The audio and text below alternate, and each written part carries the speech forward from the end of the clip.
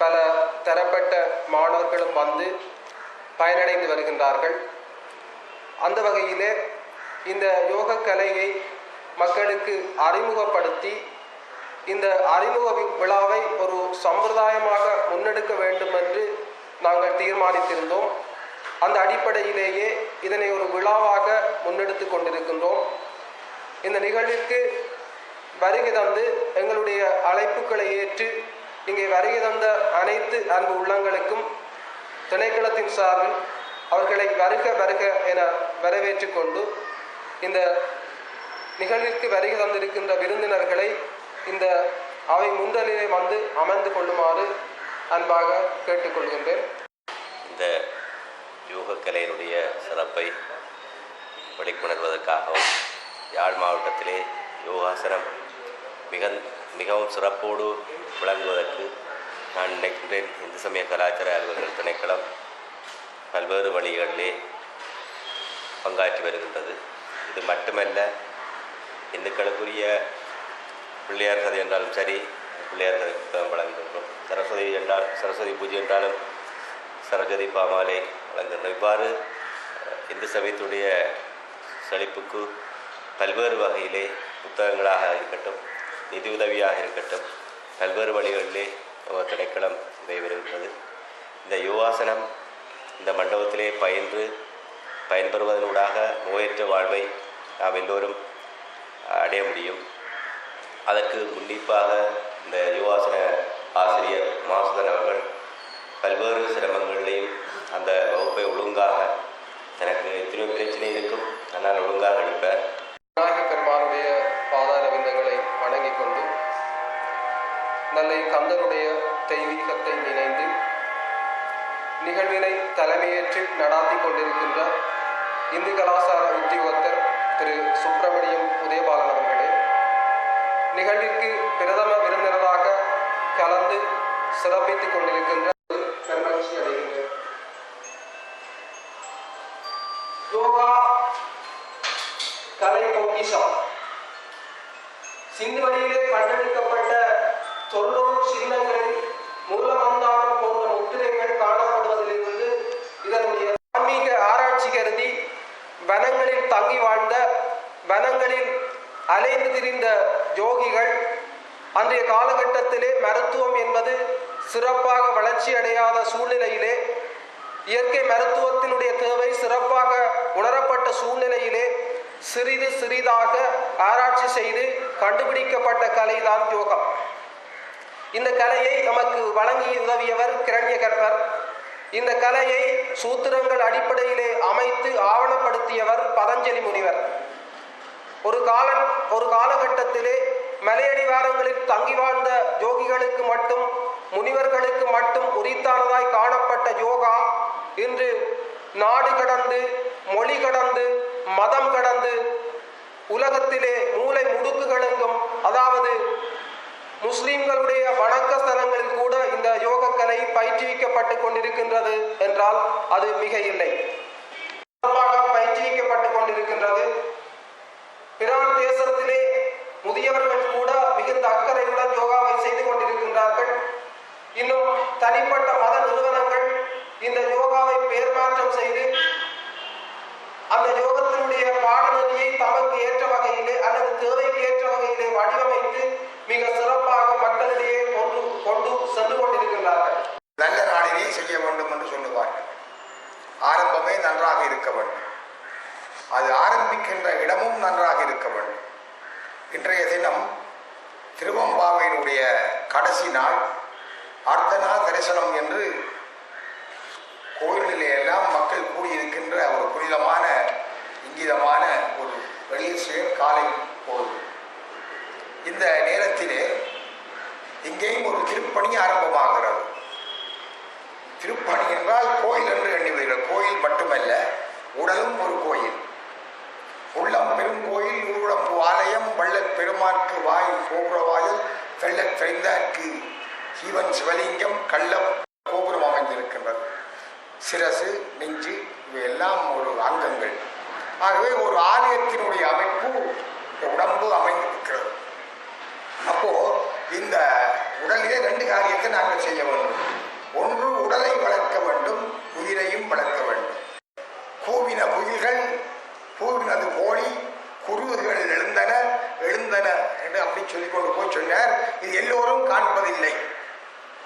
குயில் கூவுவதை கணவருக்கு தெரியாது. முதல் குயில் கூவி, அதன் பின் கோழி கூவி, அதன் பின் குருவிகள் கூவி கத்தி, அதன் பின் பசு கன்றை தேடி கத்தி, அது அப்படியே இந்த படிப்படியாக முடியும்.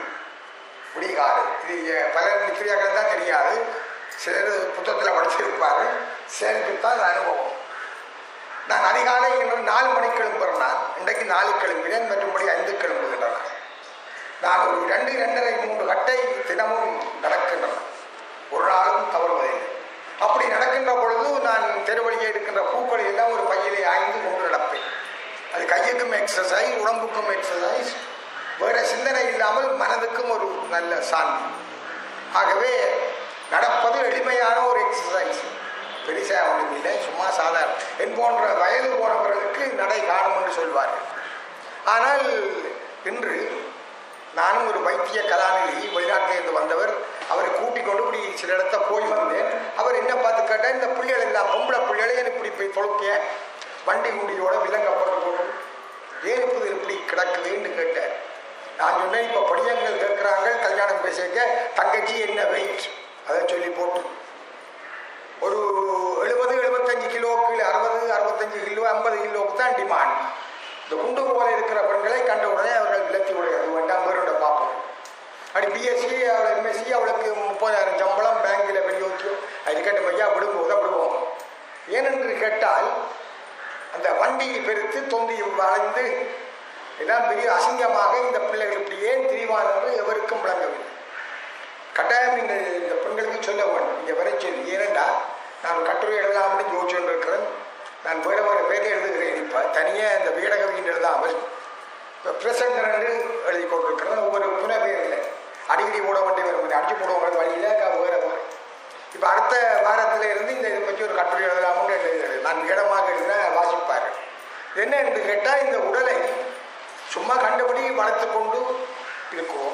கையில் ஒரு பேக்கே ஒரு 10 ராத்தல் கொண்டு நடந்து போனால் கை உழைஞ்சி பேருந்து மற்ற கையில் வச்சு பேருந்து கொஞ்சம் வச்சுட்டு நின்று பேருந்து தூக்கி அப்படி பாடுபடுறதுனால இந்த உடம்பில் ஒரு 15 ராத்தல் 20 ராத்தலை தூக்கி கொண்டு திரிகிறது என்று சொன்னால் இந்த உடம்பு, இந்த ஹார்ட் என்ன பாடுபடும். யோகாசனம் பெரிய தத்துவங்களை விட்டுட்டு சிம்பிளாக யோசிச்சு பார்ப்போம். இந்த உடல் இப்படி இருக்கிறது, இது ஏன் இப்படி ஊதி பெருத்து இருக்கிறது? இந்த உடலுக்குள்ளே இருக்கின்ற அவயவங்கள் எல்லாவற்றிற்கும் ஒரு செயற்பாடு இருக்கு. அதை தூண்டுகின்றது தான் இந்த ஆசனம். இப்போ அந்த பேங்க்ரியாஸ் ஒன்று இருக்கு, அதை கொஞ்சம் தூண்டி விட்டால் சலரோகம் நின்று விடும். இதயம் இருக்கிறது, அதுக்கு கொஞ்சம் ரத்தத்தை கூட ஓட பண்ணி விட்டால் அஞ்சைனா ஹார்ட் அட்டாக் வராது. இன்னும் கொஞ்சம் மறதி வருகிறது, எல்லாம் அதை கொஞ்சம் தலைவிடா நின்று அப்படி ஒரு ஆசனம் செய்து விட ரத்தம் தலைக்கு ஓடுகிறது, ஞாபக சக்தி வருகிறது. ஆகவே உடலுள்ளே உள்ள ஒவ்வொரு அங்கமும் சரியாக செயற்பட வேண்டுமானால் இந்த குளிர்ச்சியில் டப்பா கணக்கில் வேண்டி போடக்கூடாது. கியூவில் நின்று முந்தி கொப்பி வச்சு புள்ளிகள் படிக்கிறது, இப்போ கேடு காட்டும் கொப்பி வச்சிருக்குன்னு ஒரு ஆட்டுக்கு எல்லாம் கொப்பி கொண்டு போகிறோம். திங்கக்கிழமை இந்த டாக்டர், செவ்வாய் அந்த கொப்பி, புதன்கிழமை இந்த கொப்பி, கொப்பி ஒன்றாவது வெளியால் போகணும். பெரிய அமளி ஆஸ்பத்திரி. நான் இப்போ போஸ்ட்மார்ட்டம் ஒரு நாள், இந்த போன மாதம் மட்டும் 28 போஸ்ட்மார்ட்டம் செய்தேன். அப்போ எல்லாத்துக்கும் கொப்பி தான் கொண்டு அனுப்பினோம். கொப்பி கொண்டா எல்லாத்துக்கும் போஸ்ட்மார்ட்டம் கொப்பி ஒன்று தான் நான் விட்டுறது. அது சுகமில்லாத கேஸ். எனக்கு பெரிய நீதிவான் சொன்னால் கொப்பியை பார்த்து செய். அப்போ கொப்பி கொண்டான்னு நான் எல்லாரும் இப்போ கொப்பி கொண்டு வாங்க அளவுக்கு வாழ்க்கை போய்கொண்டிருக்கு. அந்த நீங்கள் வேண்டிய அந்த இதை பார்க்க வேணும்.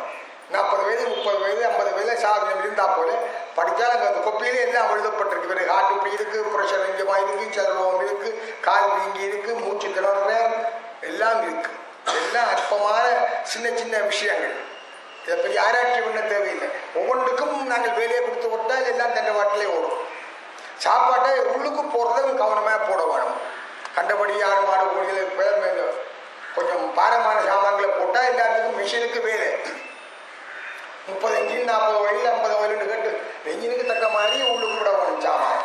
கொஞ்சம் கடுமையாக விட்டா அது பேருந்து இன்னொரு பிரச்சனை. ஆகவே இந்த உண்டி பாரியார் சுவாமி சொல்லுவார், இப்படி பிரசங்கத்துக்கு போயிருந்தேன். நல்ல வண்டி உண்டி, பெரிய உருப்படி, அவர் 20 தோசை, 200 பால், 2 வாழைப்பழம் எல்லாம் போட்டு தான் படிக்கிறார் பிரசங்கத்துக்கு. அப்போ சொன்னார், கொஞ்சம் இட்டு முட்டா கிடக்கிறான்ட்டு என்ன செய்வோம். இந்த சொக்க பையன் அவன் சொன்னா, ஐயா அப்படி முடியாத வேலைங்கோ, கையை விட்டு கொஞ்சம் வாங்கி வாந்தி எடுத்தால் சோமா இருக்கும் பிரசங்கத்துக்கு. அவர் சொன்னார், ஐயா கைவிடுற இடம் இருந்தால் ஒரு வாழைப்பழத்தை விட்டுருப்பேன், அந்த இடவழிக்கு ஒரு பழத்தை விட்டுருப்பேன், நீ எனக்கு பிடிச்சோம் அது கொஞ்சம் முருக செடி வெந்நீர் கொண்டாண்டு குடிச்சு அப்படி பெரிய பேழ வயத்தோட பிரசங்கம் பண்ணுறாங்க. என்ன பேசுகிறாருன்னு போய் கேட்டால் உடம்பு அழியும் முடியல, இது நினைக்காது, உண்டியை குறையுங்கள் என்று அடிச்சு முழக்கிறார். அவர் தான் பேசுகிறார், அவர் தான் இட்டு முட்டு பண்ணுறார். பேருந்து பார்த்தா இல்லை வந்து கடிக்குதுன்னு சொன்னால் பாரியார் சொன்னார், தம்பி இவன் பிராண்டுறேன், எங்கேயா வடக்க போ, இங்கே அப்படி கிழக்கவா, வட கிழக்க போ, தெற்கு பக்கம் வா, அப்படி பிராண்ட வண்டி இருக்கிற கை போவாது, விட்டு முட்டு பெரியார் பின்னுக்கு இருந்தோட அப்படி சொல்லும். இப்போ வட கிழக்கவா, தென்மேற்கு மூலையில் கடிக்குது, அப்படி பெரிய இப்படி எல்லாம் சுமக்க முடியாத சுமந்து கொண்டு நாம் போய் இந்த தவசிகள் முனிவர்கள் என்னென்று இப்படி இருக்கிறார்கள்.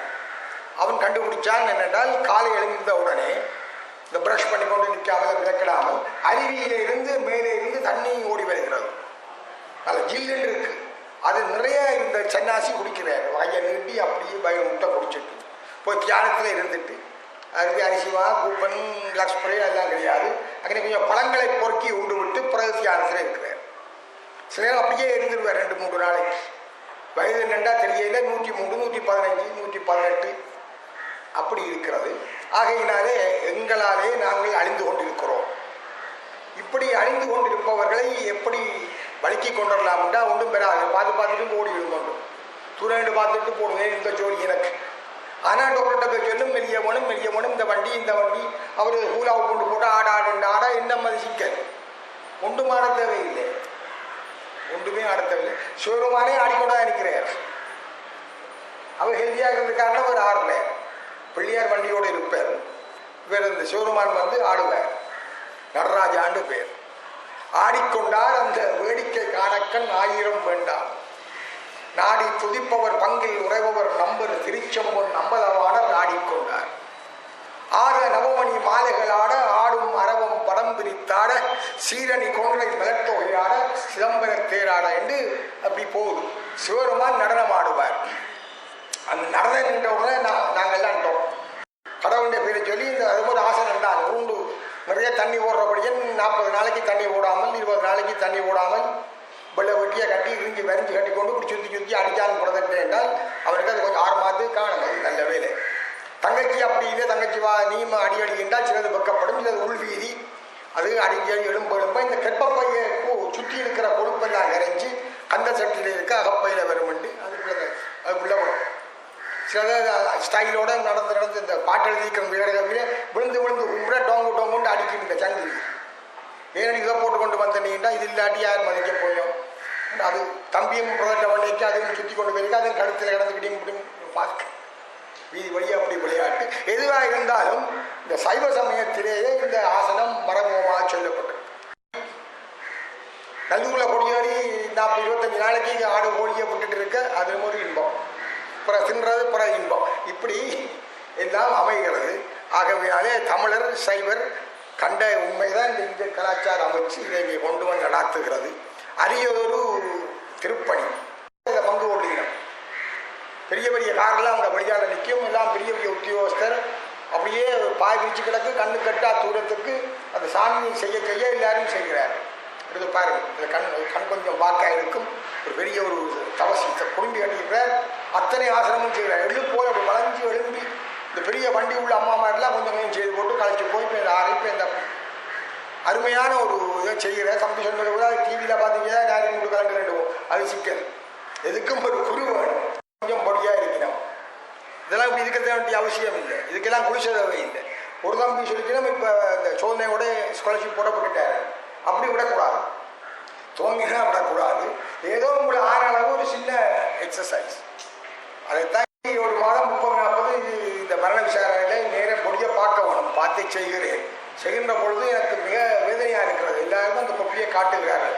இத்தனை குளிச்சை முதல் பார்த்தோன்னா ப்ரெஷர், அடுத்தாப்போல கொலஸ்ட்ரால், அடுத்தாப்போல டயபிட்டிஸ், அடுத்தாப்போல கிட்னி, அடுத்தாப்போல இப்படி கிடக்கு தொடர்ந்து வந்து கொண்டிருக்கு எக்கச்சக்கம். இதே எல்லாம் பெறுவான். எல்லாருக்கும் தானே கிட்னி கிடக்கேன், ஒரு ஆளுக்கு பழுதாகுவான். எல்லாருக்கும் தானே ஹார்ட் இருக்கு, அவருக்கு அட்டாக் வருவான். எல்லாருக்கும் தானே மூளை இருக்கு, அதே மரபு வருது. எல்லாருக்கும் அப்படி பார்க்க போனால் பல வருது. இதுக்கு எல்லாம் ஆதாரம் இந்த உடம்பு. இந்த உடம்பை செவ்வனை வைத்துக் கொள்வதற்கு என் சம்பளமோ காசோ எதுவுமே இல்லை. இந்த பாதையில் வந்து காலையில் வந்து பாவங்கள் சிலர்கள் பார்க்க பித்த பிரதாபமாக இருக்கும். அவங்க படியங்க முடிக்க மாட்டாங்க. சொல்கிறாங்க ஐயா உதவி வேண்டாம். எந்த ஒரு மெல்லியவும் பிள்ளைய காணலன்னா கண்டாத கடையில் ஒன்று கொஞ்சம் மெல்லிசாக இருந்ததுன்னு பார்த்தா இங்கிலாண்டு போட்டுக்கிறா பேர் அது இப்படி வந்துட்டு. ஏன்னு கேட்டால் பரதநாட்டியம் மாதிரி போட்டு விட்டுட்டுறான். டப்புன்னு விட்டோன்னே உதவ தோங்கிடும். இந்த உள்ளுக்கு போகிற சாப்பாடும் உங்களோட சிந்தனையும் உங்களோட செயல்பாடும் உங்களுடைய ஆளாக்கும். பாருங்க, உலகத்தில் உள்ள பெரிய மனுஷர்கள் தான் குண்டனா இல்லை. மகாத்மா காந்தியை பாருங்க, அவர் 65 kilo. Abraham Lincoln 65 kilo. Obama 68 paper 68 70. எல்லாம் பெரிய குண்டங்கள் இல்லை. உலகத்திலே உள்ள பெரிய மனிதர்கள் எல்லாம் நிறை குறைந்தவர்களாக உடம்பு மெலிந்தவர்களாக இருப்பதற்கு காரணம் அவருடைய நல்ல சிந்தனை, நல்ல செயல்திறன். சோமாவான வழி இருக்கத்தக்கதாக இத்தனை உருசிகளை அப்படிங்கி இத்தனை உருசிகளை போட்டு இத்தனை உழவு 60 வயது 55 கண் ஆப்ரேஷன், மூச்சோட விலங்குமா கிடக்குன்னு ஹார்ட்டுக்கு ஒரு ஆப்ரேஷன், பேருந்து நடக்க பஞ்சியாக கிடக்குன்னு முழங்கால கலட்டி ஒரு சீட்டு போட்டு அதோட வேலைப்பாடு. இப்படி நிறைய வேலைப்பாட்டை செய்யும். இந்த காரை கொண்டே கராச்சியில் விட்டு பார்க்குற மாதிரி டேரை கலட்டுறான், பேட்டரியை கலட்டுறான். எல்லாத்துக்குமே மருந்து இந்த யோகம், பேரே யோகம். அந்த அருமையான கலையை இந்த இளைஞர் அவர்கள் ஈடுபாடு ரொம்ப பார்த்து தேவையில்லாத ஒன்றும் இல்லை அப்படிப்பட்ட சில பேர் பாருங்க இஷ்டப்பட்டு நானே இருக்க முடியாமல் பிள்ளைங்கப்படா இந்த வயது கூடாத காலில் வருத்தம் 80-90 வயது அப்படி இருக்கிறாங்க. வேறு வாசியாமல் நாதசுர பித்து வாங்கலாம் இருந்து 3 மத்தியானம் எழுதி போகிறாங்க. ஒரு அரை மத்தியானம் பார்க்க முடியாது. நான் எப்படி நான் விகட வீடு ஒரு கவிதை எழுதி பாராட்டினார்கள். இந்த 5-6 வயது வரை ஐஸ்கிரீம்லேயே ஒரு விருப்பம், ஒரு பிடிப்பு. பேருந்து 18-20 வயதில் பெண்கள் மேல் ஆண்கள் காதல் ஒரு பிடிப்பு. பிறகு சாப்பாட்டு ஒரு பிடிப்பு போய் கடைசி வரை ஒரு பிடிப்பு, கடைசி வரை போகாது கொம்பேன் மணல் வரை போகும் ஒரு பிடிப்பு, நாரி பிடிப்பு. இந்த நாரி பிடிப்பு எல்லாருக்கும் வரும்.